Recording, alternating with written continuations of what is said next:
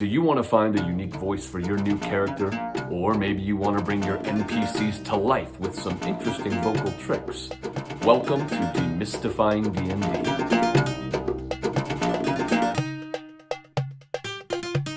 I'm today's host, Justin Powell, and we'll be talking about different vocal techniques and tips to help you improve your D&D campaign. Be sure to leave a like and subscribe so you don't miss out on any new content coming soon. Let's get into it. Now, before we get started, let's just be clear that doing character voices is not necessary to have an amazing D&D session or campaign. I've been a part of a lot of wonderful games with DMs and players that haven't changed their voices at all.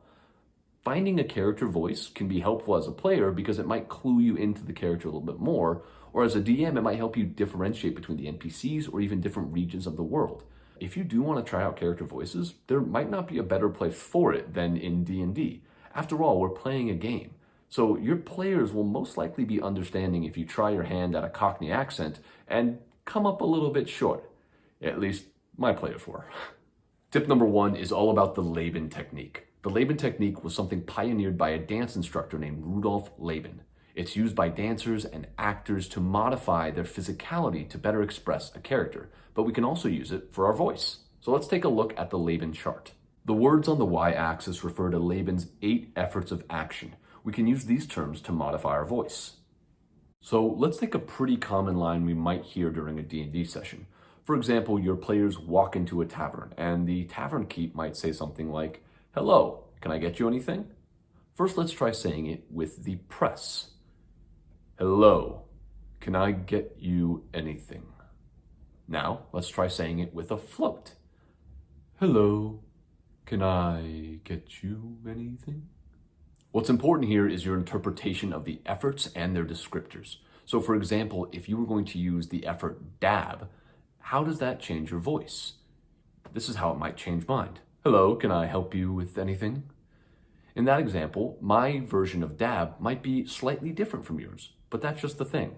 There's going to be those subtle differences between them all, but you are making a different voice for these characters. Tip number 2 is to vary the pitch of your voice. We've all developed a natural pitch that we feel comfortable speaking with over time. But one way to change up your character's voice is to raise the pitch really high up like this, or bring it down very low. So if you're going to raise that pitch up, maybe you do that for a squeaky character, like a gnome trying to make sure that "You really buy all these cool June bugs I found. I think you guys are gonna dig them." Or maybe you bring your voice down and now you're a deity speaking to the players from above the cosmos. One thing you can do after varying the pitch is go back to the Laban Technique chart and use that to guide the voice. So for example, if I bring my voice down and I speak with the press effort, it sounds something like this. But if I speak with the glide effort, then perhaps it's more like this. Tip number 3 is to consider using impressions. Now, impressions can be really tough to master, but we don't have to concern ourselves with mastery, just imitation. Pick some celebrities or characters you're familiar with and just try doing their voices. Even if you don't get the impression spot on, just by trying that, your voice is going to change, and that can create a brand new character in and of itself. They're also a great reference point for coming back to a recurring NPC. I once ran a campaign where a noblewoman was trying to overthrow the leader of a city. I had a feeling that the players would be interacting with her throughout the campaign, so I needed a voice that I could consistently come back to. I wrote down Cersei Lannister next to her name. That way, whenever I came back to the character, I always knew which voice to turn to. Now, was my Cersei Lannister impression perfect? No, I have a very deep voice, so it's tough for me to do a character like that. But that being said, it was different enough that my players always knew when she was speaking, and that's what matters. Tip number 4 is to try your hand at some accents and dialects. Now, mastering an accent or a dialect is very tough to do, but again, we're not concerned so much with mastery as much as getting close to it.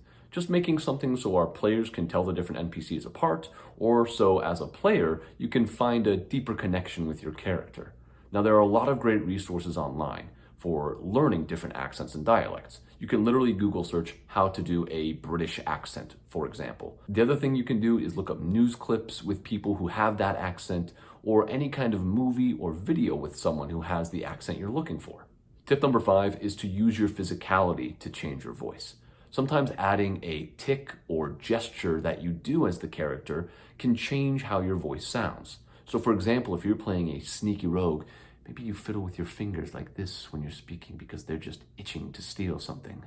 Or if you're playing a renowned knight, maybe you puff out your chest like this, holding your head high and proud, knowing that you're fighting for the downtrodden. Already just by adding those physical gestures, my voice begins to want to change. And then I just have to ride that wave and go with it. Tip number 6 is to practice, practice, practice. Vocal work, like anything else, requires a ton of practice. If you have a different voice that you want for a player or an NPC, you can practice that daily. Practice it while you're doing the dishes or driving your car or even just hanging out on the couch. It's also good to record yourself if you can, so you can listen back and hear what changes you might want to make to the voice. Tip number 7 is to commit to the voice. Once you've decided on a voice for the character, just go all in. Initially, the other players might be surprised, but ultimately, I think they'll admire the fact that you're trying something that takes a little bit of bravery.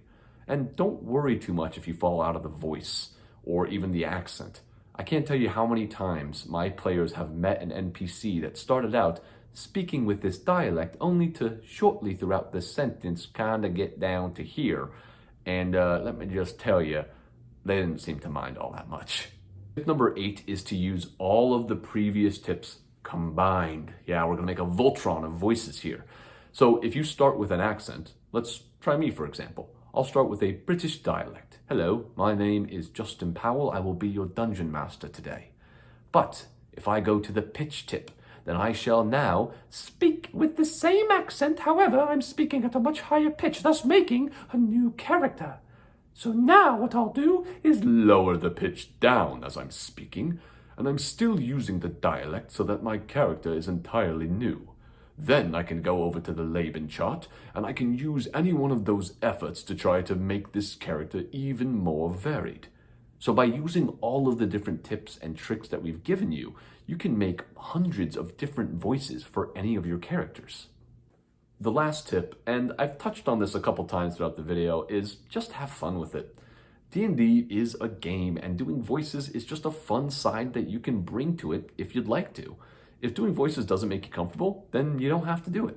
However, I encourage you to stretch those muscles and see what fun might come from adding a voice to the gnoll creature that you're playing, or even adding a dialect or impression to them. Hopefully those tips help you create unique voices for your NPCs and characters.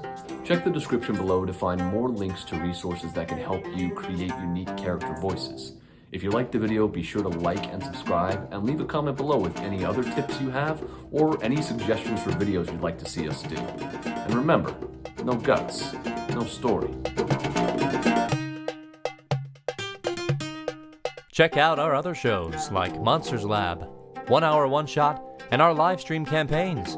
We're live every Monday at 7:30 p.m. Pacific on twitch.tv/characterplayer.